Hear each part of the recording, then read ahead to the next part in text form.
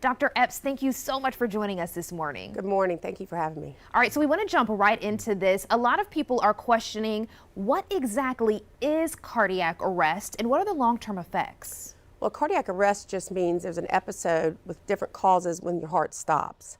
And again, there can be due to an arrhythmia that happens, trauma, heart attack. So there's lots of different things that can create a cardiac arrest, but your heart stops to beating.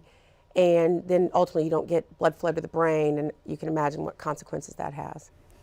Yes, and you know, doctor, so many of us were watching the game. We were watching that play, and a lot of our viewers, they had questions about what happened. So we want to dive into some of those questions right now and look at some of what our viewers are saying. This is coming from Beverly Diane Frierson here in Columbia. She says, is it true when administering CPR, the degree of pressure on the chest necessary to restart the heart might actually crack the ribs?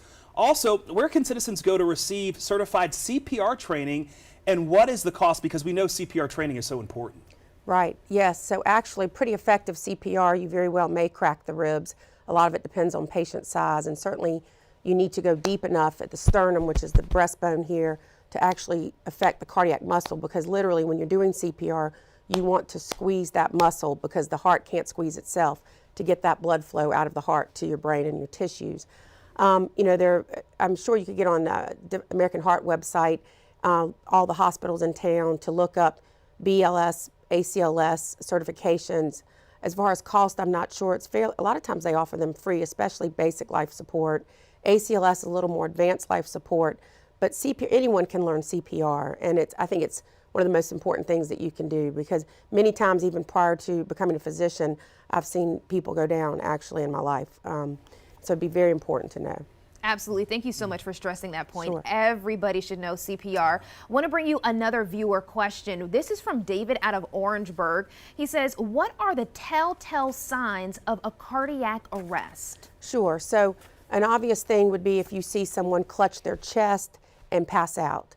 But they don't always necessarily have to have that pre-warning symptoms. But, and again, with the football player, you know, that passing out, I mean, he just went out. And what happens is your heart goes into a fatal arrhythmia, and it doesn't take very long, just a matter of seconds.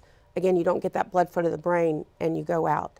And so if you see anyone passing out in front of you, if you know how to check their pulse, immediately check their pulse.